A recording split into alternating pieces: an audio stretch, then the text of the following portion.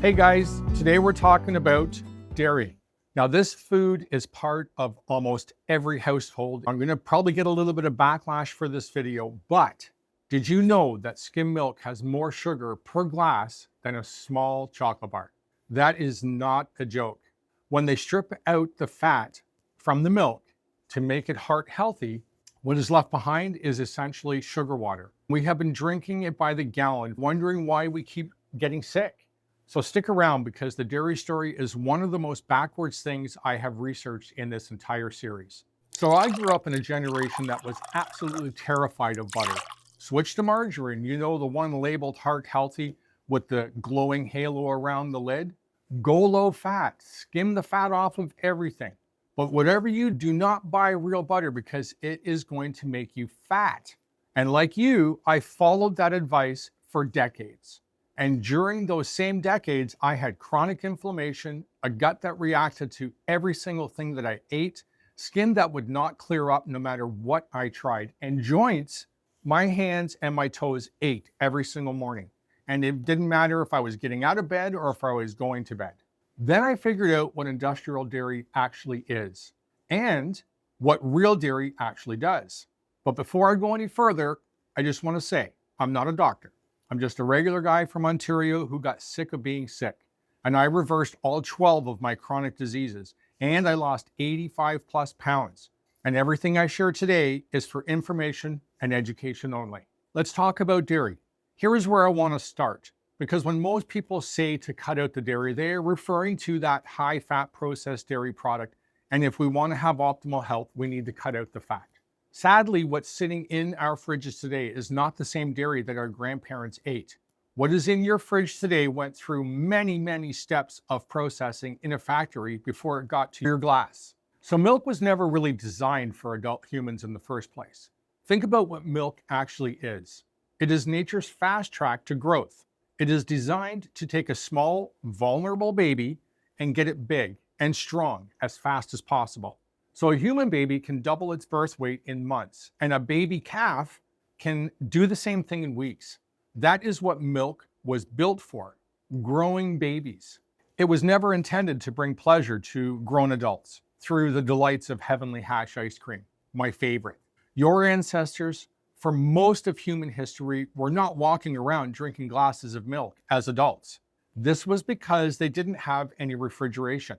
They did not have dairy farms that were pumping out millions of liters of milk every single day. If they had access to milk at all, it was seasonal and it was raw. The idea of adults drinking milk 3 times a day, every single day for their entire lives is actually a pretty recent invention and a heavily marketed one at that. And for most of human history, if you drank milk, it came from an animal that was nearby. It was raw, it was whole, and it had all of its enzymes, its beneficial bacteria, its fat-soluble vitamins. It was all completely intact. Your body knew what to do with it because it had been doing it for a very, very long time. Then came industrialization. And with it came a set of processes designed to make your milk healthier. But it was to make it last longer on a shelf, surviving long distance transport, and keeping the supply chain moving at scale. But what serves the supply chain is not always what serves your body. So let me walk you through what actually happens to milk before it reaches your fridge. There's 3 processes. Each one removes something your body is actually going to need. Process 1, pasteurization. Pasteurization heats the milk to a high temperature to kill potentially harmful bacteria. Now on the surface, this sounds reasonable and responsible, similar to an antibiotic. The problem isn't trying to kill the bad guys, but it's doing this and it's also killing the good guys. Think of enzymes like the instruction manual when you go and buy that piece of furniture at IKEA. You know the instructions, the ones that are made for the guys with all the pictures on it? Without that, I'm not building that furniture. But pasteurization essentially burns up that manual. The parts are still there, they're in the box, but the instruction manual, it's gone. You've burnt it. And one of the important enzymes called lactase that's found in the milk helps your body break down the natural sugars that are found in the milk. When pasteurization destroys that lactase, Your body has to create its own supply to try and digest that dairy. They just can't produce enough for easy digestion. That is why so many people think that they are lactose intolerant. Not because dairy itself is the problem, because the dairy that they are drinking has had the lactase removed that could have helped you digest it. Okay, number 2, homogenization. After pasteurization, the milk gets homogenized. And here is what that actually means. So in natural milk, the fat and the liquid will separate, and the fat will rise to the top, and that is the cream. Homogenization forces the milk through tiny nozzles at a high speed to break the fat into such small pieces that they cannot separate anymore. The milk looks uniform. It stays that way on the shelf for weeks. But here is what that process does to the fat. Natural milk fat has a protective membrane around it. The membrane is part of how your body recognizes the fat and knows what to do with it. Homogenization destroys that membrane. Think of it like taking an orange, okay? And then you're gonna force that orange through a screen. And the screen is so fine that every single cell of that orange is destroyed. You still have an orange, but it's certainly not the same orange that you started with. This is the same process with the milk. Process number 3 is skimming. After all of that, they take the fat out and they sell it to you as a healthy version. Skim milk, 1%, low-fat dairy, good for you, or so they said. Here is what is removed when they skim that fat out of your milk. All your fat-soluble vitamins, A, D, E, and K2, these vitamins can only be absorbed when the fat is actually present in the milk, and they've removed it. And guess what they do after that? They put synthetic versions of some of those vitamins back in, and they call it fortified and charge you more for the privilege of buying that low-fat version. What you are left with is basically sugar water. It spikes your blood sugar. It gives your body almost nothing useful in return for drinking it. And it was the version of dairy that government food guides told us for decades was the healthy choice. I bought that story forever, and most of us did. Okay, we've gone through 3 processes, but now I want to add one more layer to this because it's not just what happens to the milk in that factory, it is what happens to the cows before the milk even gets there. Most commercial dairy farms are feeding grains, corn, soy.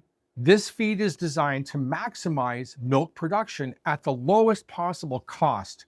And what a cow eats changes what ends up in its milk significantly. Grass-fed dairy has higher levels of anti-inflammatory fats. Grass-fed, the ones that help calm the body when you're already inflamed. Grain-fed dairy tends to run higher in the inflammatory fats, the same ones we already get way too much from seed oils. So think of it like this. You take a cow and you feed it processed grain instead of the food it was designed to eat. Then you take that cow's milk and run it through 3 industrial processes that strip out the enzymes, damage its fat, and remove its vitamins. What you end up with is a very different milk product, and your body knows the difference. I want to take a minute here on margarine because I think it is one of the most misguided examples of how nutrition advice can go wrong. In the 50s and 60s, Ansel Keys, PhD, launched the 7 countries study. He suggested that saturated fat raises cholesterol and caused heart disease. Then fast forward to the 80s, and the food guides began incorporating these ideas into the schools, the hospitals, the military programs. Welcome to the low-fat movement. And when they told us real butter was dangerous. So the food industry offered us a solution, margarine, made from heart-healthy vegetable oils. We've already talked about that. Partially hydrogenated to make them solid at room temperatures so they looked and spread like butter. Marketed as a great alternative to real butter. Health organizations endorsed it. Doctors recommended it.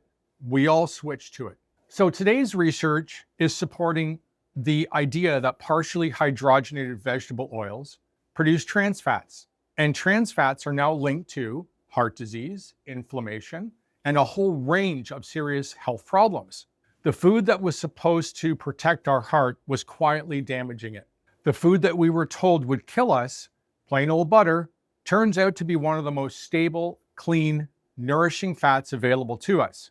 People who followed the mainstream advice, people like me, paid for it with our health. So did you.